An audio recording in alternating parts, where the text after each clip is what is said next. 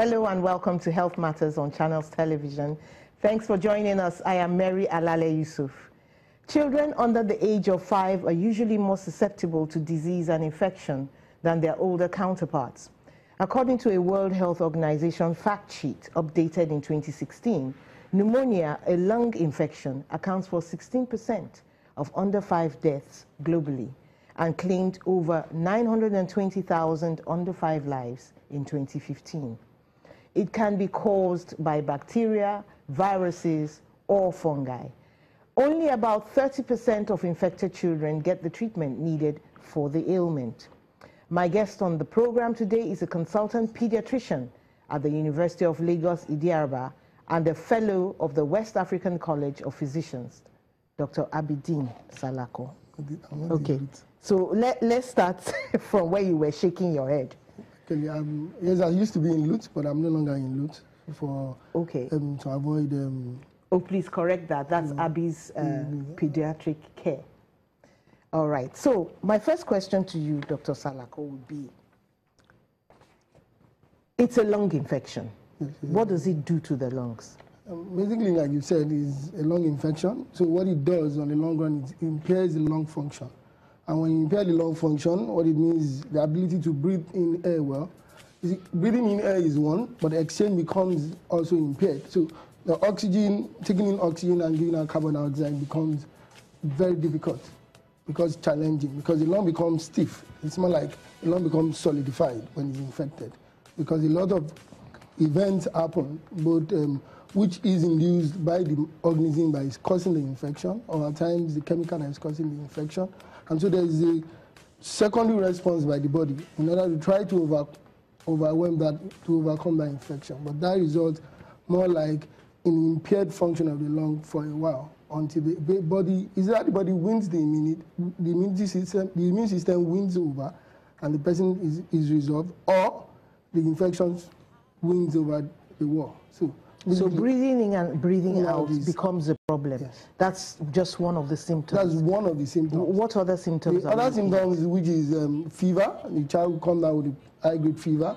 There could be cough, also cough. And then, most importantly, the difficulty in breathing comes as more like the breathing impairment becomes difficulty in breathing or very fast breathing.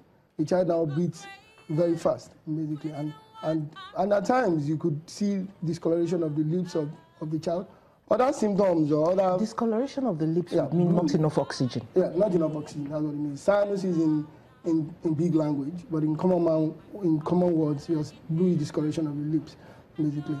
And then other things is the child becomes lethargic, there's reduced appetite, there could be associated vomiting, and then if not taken care of in time, the system could go from a simple lung infection, it's not simple though, to an overwhelming body infection and at times death. Okay, and at times death.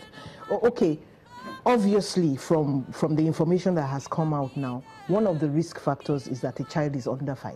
Yes, one of the risk factors is that the child is under 5. Although pneumonia occurs in all age group, but you know, children are more when you talk about diseases, children are more affected in the sense that the attention, the turnaround time by parents. You see, I can't complain. The child is only, if it's a child that is not yet communicating well, the parents will say this is fever, and then they want to do the own management, and it's just common cold. It's cold now, so they increase the clothing of the child, but until when the child is more inconvenienced, and then the parent now realize, no, this is not just simple cold. This is not something we can manage indoors. This is something you need to take another step. And by then, at most of the time, or at times, it's almost going to be a long time of admission, a long time of injectable antibiotics, and oxygen therapy. You might need oxygen support. Okay, so that's the reason why we are talking about so many deaths. Because, you know, I mean, why would something that appears like a little cold kill a child? Because we mix up pneumonia for cold. And they are not the same. And they are not the same. The simple cold, which is catarrh, could also give a cough. But not all cough is a simple cold. Sometimes, like we said, most of the time when you have cough, when you have the simple cold, it's just basically clear nasal discharge, and then cough because there is a posterior drain to the airway, because and see, the airway is called the airway because nothing should go into the airway apart from air. So lining the airway are receptors, basically, are sensors created by God in his infinite mercies, so that when anything wrong goes into the airway, you naturally cough. It's like you're also eating a bowl of rice and then a grain is about to escape into the airway. What you do is cough. So when they have catarrh, because it drips forward and it drips backward, at that time as adults you could feel it drip backwards, and so you cough. But it goes beyond just simple cough, because you have fever, you have this cough that is not abating, and then there's actually difficulty in breathing. Difficulty in breathing, you could see the child panting away. Is this pneumonia the same thing as the flu or influenza? No. The flu, yeah, now you could have a common cold, which you call the flu, and it could progress to a pneumonia. Okay. So because, you see, it's a connection, everything is connected. You have the nose, you have the upper part of the airway, then the lower part of the airway. So air goes in, and so you could have a descending infection that simply starts with a common cold. It could start with a common cold, and then it progresses. Or that same infection is progressing, or it becomes secondarily infected with the bacteria.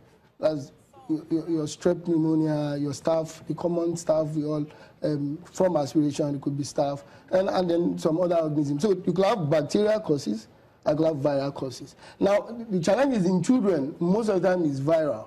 But when there's a viral infection, the immunity is down. So the risk of a secondary bacterial infection becomes higher. Aha, okay. Yeah. So the immunity is a key factor here. It's a key factor here. Okay, if I'm hearing you correctly, the point at which somebody should become concerned when a child is coughing, maybe having chills, is the temperature. The temperature and difficulty in breathing. Temperature and difficulty in breathing. Yeah. At that point, when somebody notices, it's not too late. The truth is, it could be too late, and it could not be too late. So the primary thing is that for every fever and cough that you're not sure of, basically, it is better, even when you are sure, because basically that's why people are into training as a specialist. I mean, yes, you could start. You say start with paracetamol. And so the next, you should see a general doctor. Even a nurse should be able to identify, because WHO in his magnanimity has tried to classify pneumonia as simple as possible, so that even a relatively trained personnel can diagnose pneumonia, can start prompt treatment before it gets worse. Okay. So you don't need to see the pediatrician. So you're telling us to be more careful of the coughs we normally see. Yes, of the coughs we normally see. You know that people get cough a lot. Yes. So that's a lot of visits. Yes. No, not a lot of visits. It's not a lot of visits. Health is wealth. We can't see in this part of the world. In other words, no matter how many times you come, it's not too much. It's not too much. Okay. It's not too much. And see, even paying out of pocket might be a challenge, but the government they provide facilities for us to be able to access.